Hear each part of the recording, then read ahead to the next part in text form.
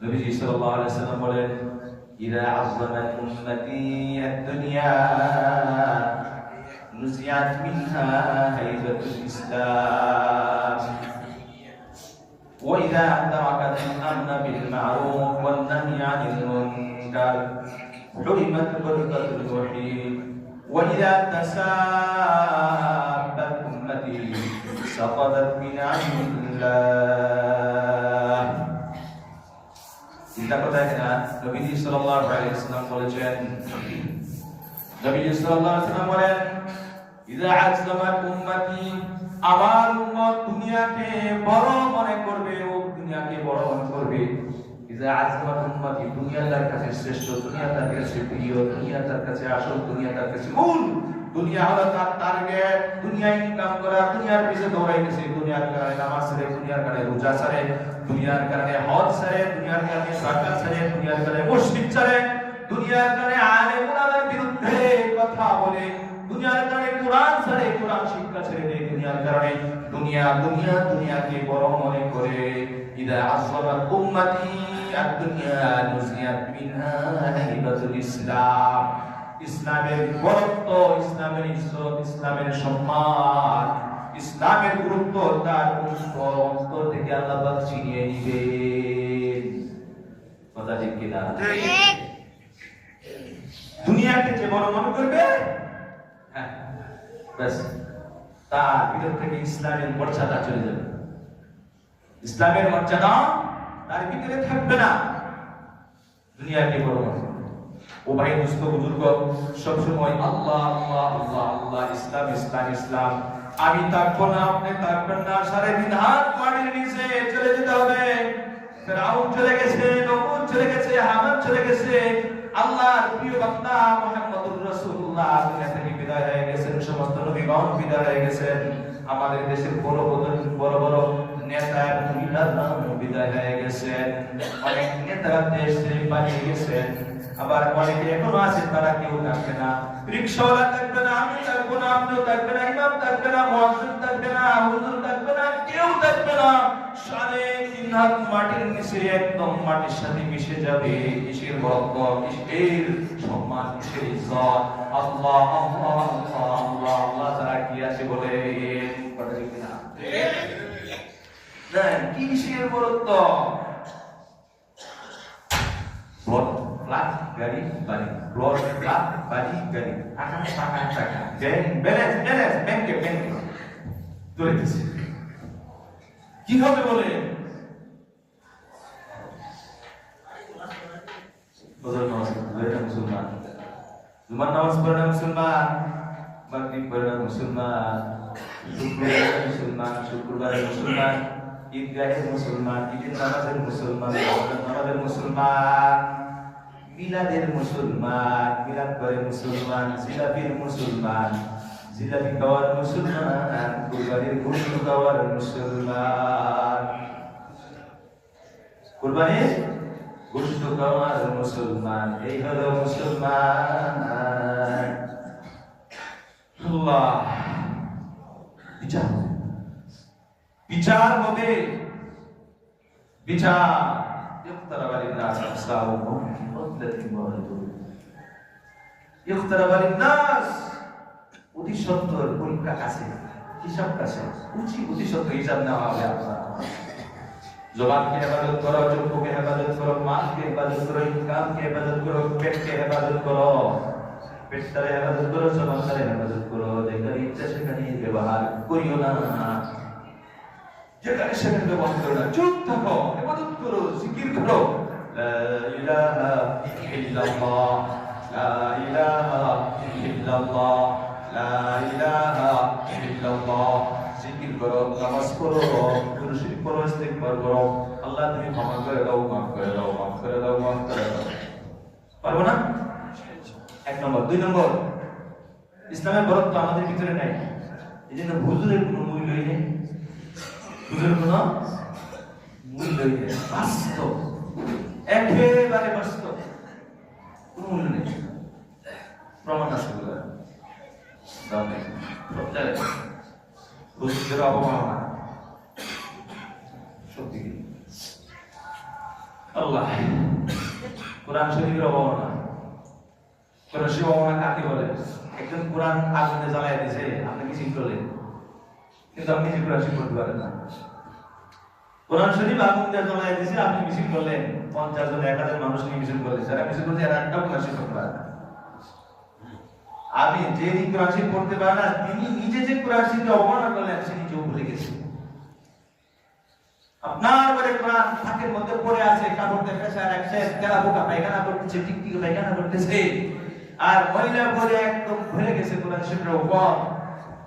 পড়ার মতো একজন মানুষ নাই, পড়ার মতো যোগ্যতা সম্পন্ন কাউকে আপনি বানান নাই, সন্তানকে বানান নাই, ছেলেকে বানান নাই, মেয়ে বানান নাই, মেয়ে পারে না, বিবি পারে না, বুড়া অনুষ্ঠান পারে না, ছেলেকে বানাইলেন, 1 মাস পড়ছে, হুজুরকে 500 টাকা দিয়া, এরপরে স্কুলে ভর্তি হয়ে গেছে, কোরআন পড়া বন্ধ, আর ছেলেটাও পড়া ভুলে গেছে। আর আপনি বলেন আমি আমার ছেলেকে কোরআন শিক্ষা দিয়েছি, এটার নাম কোরআন শিক্ষা না। কথা ঠিক কিনা? জানলাম কোরআন শিক্ষা, কোরআনের কয়েকটা হরফ করে ফেলছে, কোরআন শিক্ষা না, কোরআনের আয়াত জানতে হবে।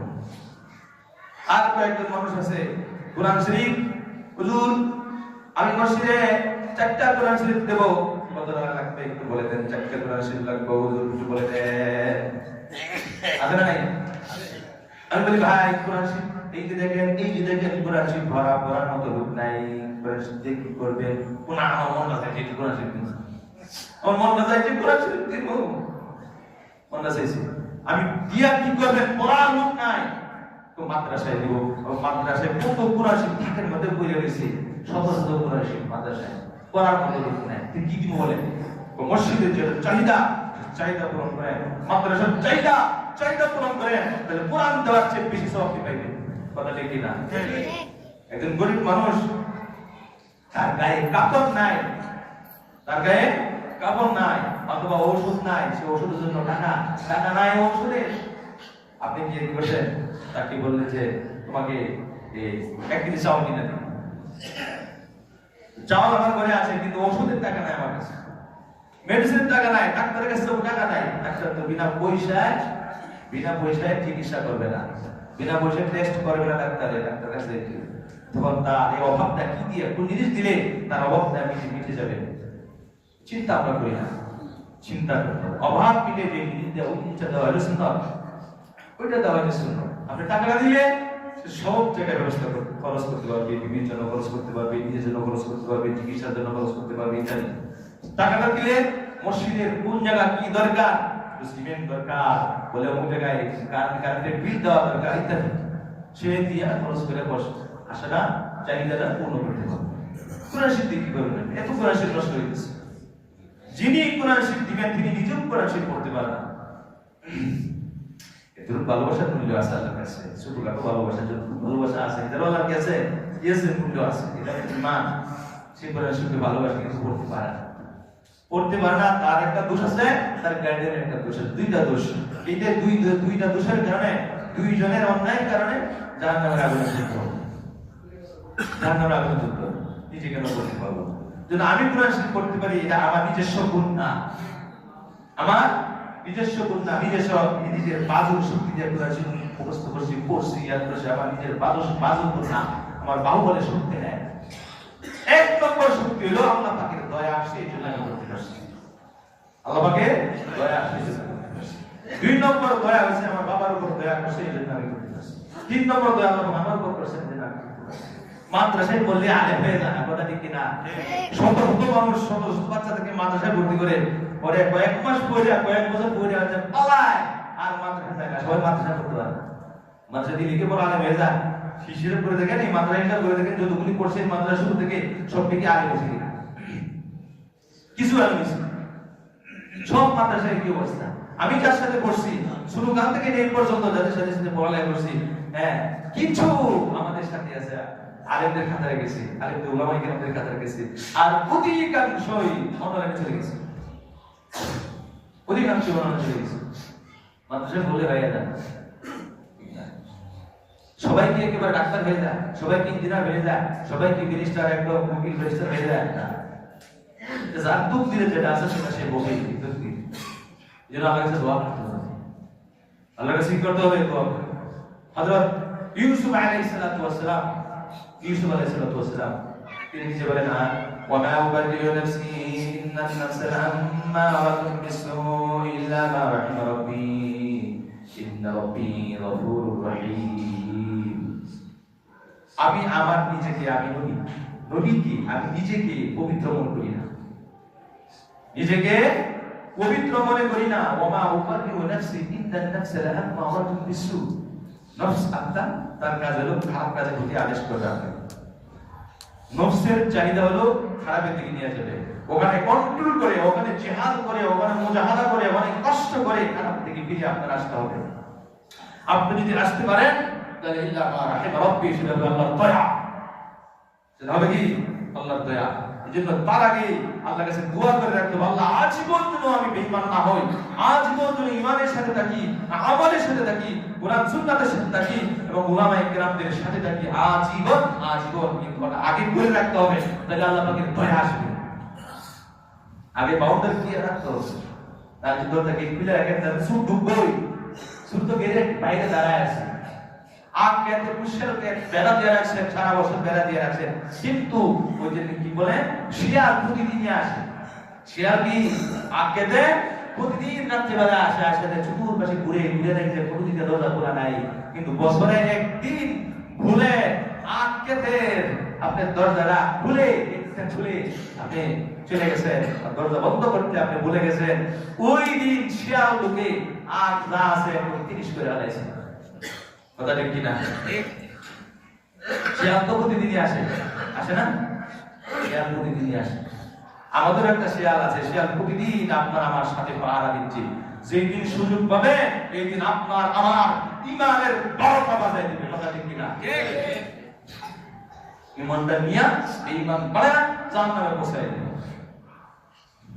তার নাম হলো শয়তান। তার নাম কি? শয়তান। এইজন্য সব সময় আমাদের পরে আমাদের আগে নিজরে বসে আল্লাহ আল্লাহ আল্লাহ, শয়তানকে খুশি করিও না, শয়তানকে খুশি করিও না। আল্লাহ তুমি জাহান্নামের আগুন থেকে বাঁচাও, জাহান্নামের আগুন থেকে বাঁচাও। তোমার নবীকে তুমি খুশি করায় দাও। তোমার নবীর উপর ঈমান এনেছি, আমানতু বিল্লাহ, তোমার উপর ঈমান আনছি, তোমাকে বিশ্বাস করেছি, মেহেরবানি করে তুমি আমাকে মাফ করে দাও, জাহান্নামের ইন্ধন বানায় দাও। আল্লাহ কবরে আযাব তুমি আমাকে দিও না, আমার সন্তানকে দিও না, উম্মতে মুসলিমা কাউকে দিও না। ইয়া আল্লাহ আমাকে মাফ করে দাও। এই দোয়াটা নির্জনে বসে বসে আল্লাহর দরবারে করবেন, ইনশাআল্লাহ আল্লাহ তাআলা আপনার দোয়া বিফলে দিবে না, অবশ্যই কবুল করবেন। দিলদার ভিতরে কি আছে সেটা আল্লাহ দেখেন, চেহারার মধ্যে কি আছে সেটা দেখেন না। চেহারা সুন্দর না কালো না কিছু অন্য কিছু আল্লাহ দেবেন না, দেখেন আল্লাহ তাআলা তার অন্তরের মধ্যে সে কাঁদতেছে, আমার ভয়ে কাঁদতেছে, জাহান্নামের ভয়ে কাঁদতেছে। আমি আল্লাহ তাকে ফেরত দিতে পারি না, আমি গফফার, আমি রহমান, আমি রহিম, ইয়াতুবুলি রহমানের সিফত দিয়ে আমি আল্লাহ বসে আছি, এই বান্দাকে আমি মাফ করব না, এটা হতে পারে না। কথা ঠিক কিনা? নাই এরকম দোয়া, দর্শক দোয়া করতে না, ওষুধ জিলাপি না, আর কিছু আছে জিলাপির দোয়া, 50 টাকার দোয়া, জিলাপির দোয়া। নির্জনতার সাথে 10 মিনিট গিয়ে দোয়া করে বলেন, দোয়া সেই করতে পারে যে ইবাদত করে, দোয়া সেই করতে পারে তার দোয়ার সুযোগ হয় যার ইবাদত আছে, যার ইবাদত নাই তার কোনো দোয়াও নাই, যার কাজ নাই তার কোনো বিনিময় নাই। কথা ঠিক কিনা? ঠিক। যে চাকরি করে সে বেতন না, যে চাকরি করে না তার আর কিসের বেতন? সেটা টুকু কোম্পানির না, কথা কিনা? ঠিক কিনা? টুকু কোম্পানির না, রুট মাস্টার কে বেতন? সে গুরু আর ফি এখন লা ইলাহা ইল্লাল্লাহ বলছিলাম। আল্লাহ ইসলামের গুরুত্ব, ইসলামের আজমত নাই কখন থাকবে না? যখন দুনিয়াকে মানুষ বড় মনে করে, দুনিয়াকে মানুষ বড় মনে করে, দুনিয়াকে বড় মনে করে, দুনিয়াকে ছোট নজরে দেখতে হবে। টাকা আছে, শেষ, টাকা আছে, শুরু হয়ে গেছে গা, টাকা নিয়ে শুরু হয়ে গেছে গা, আল্লাহ আরো দিবি। আল্লাহুম্মা আজিরনি ফি মুসিবাতি ওয়াখলুফনি খায়রান মিনহা। আল্লাহ টাকা নিয়ে গেছে, শুরু হয়ে গেছে, ব্যবসায় লস গেছে, তোমার সারাই হয়েছে, তোমার তৌফিক হয়েছে, আল্লাহ এর চেয়ে ভালো বিনিময় তুমি আমাকে দাও। কথা ঠিক কিনা? আপনি যে 1 লক্ষ টাকা নিয়ে যায়, প্রতিদিন 1 লক্ষ টাকা দান করার নেকি আপনার আমল হয় যোগ হয়ে দিতে। কথা ঠিক কিনা?